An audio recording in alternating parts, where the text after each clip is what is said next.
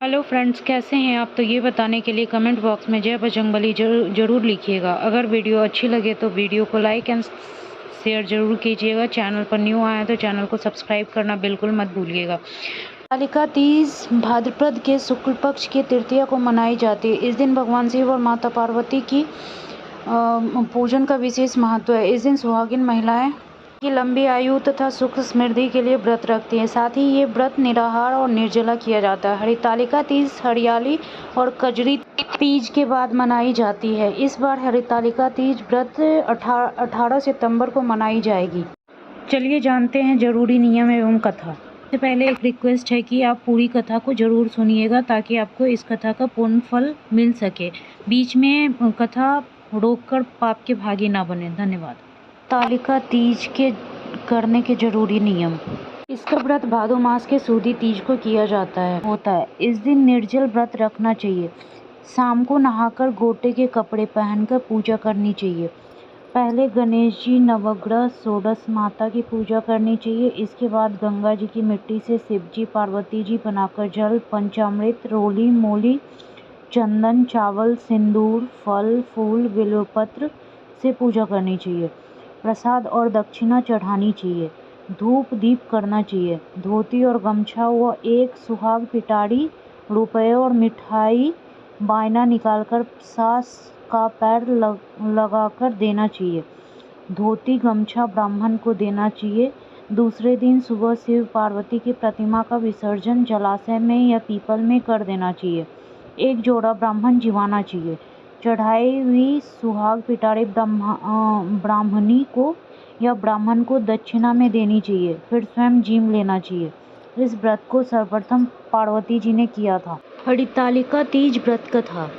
हिमाचल राजा के यहाँ पार्वती जी ने जन्म लिया। पार्वती के बड़े होने पर चंद्रमा को लजाने वाले उनके रूप, लावण्य व गुण देख राजा हिमाचल उनके योग्य वर के विषय में सोचने लगे। पार्वती जी को तो शिव जी से ही विवाह करना था, किंतु वे पिता से कुछ कह नहीं पाती थी। तभी नारद जी घूमते घामते राजा हिमाचल के पास पहुँचे। उन्होंने ऐसी गुणवती कन्या का विवाह विष्णु भगवान से करने की सलाह दी।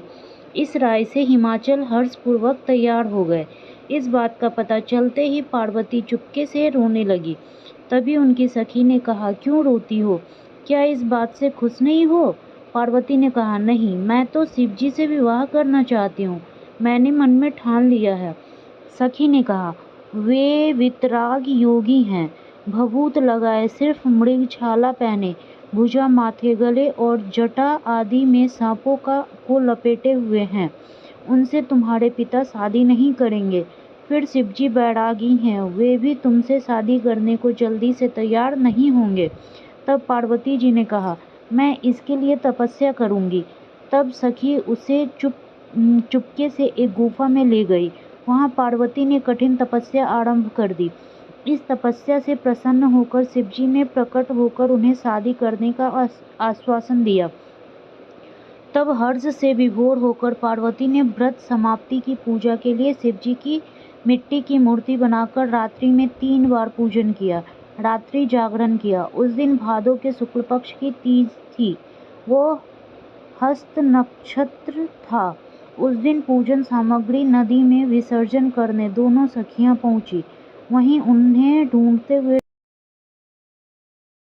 हुए राजा हिमाचल आ पहुंचे। राजा के पूछने पर पार्वती ने बताया कि उन्होंने चुपके से घर क्यों छोड़ा, क्योंकि मैं विष्णु जी से विवाह नहीं करना चाहती। मैंने शिव जी को मन में पति के रूप में धारण किया है और उनसे ही शादी करना चाहती हूँ। राजा ने पुत्री को बहुत समझाया कि शिव जी से विवाह करके यहाँ कहाँ रहोगी, कैसे रहोगी, लेकिन पार्वती की जिद के कारण राजा ने उचित यही समझा कि पार्वती जी का विवाह शिव जी से कर देना चाहिए। राजा ने शिव जी के पास अपनी पुत्री पार्वती के विवाह का प्रस्ताव जब वो यथा समय पार्वती जी का विवाह शिव जी के साथ हो गया। इस प्रकार व्रत के प्रताप से पार्वती जी को मनचाहा वर मिला। इस व्रत को जिस उद्देश्य से कर रहे हैं, जब तक वह पूर्ण नहीं हो जाता तब तक नहीं छोड़ना चाहिए, इसलिए यह कठिन है। कजरी तीज, बड़ी तीज और हरितालिका तीज ये व्रत सुख सौभाग्य देने वाला है। तो ये थी हमारी तीज की व्रत कथा। उम्मीद करती हूँ आपको ये कथा पसंद आई होगी। अगर पसंद आई है तो एक लाइक करना बिल्कुल मत भूलिएगा। मिलती हूँ इसी तरह के न्यू वीडियो के साथ, तब तक के लिए नमस्कार।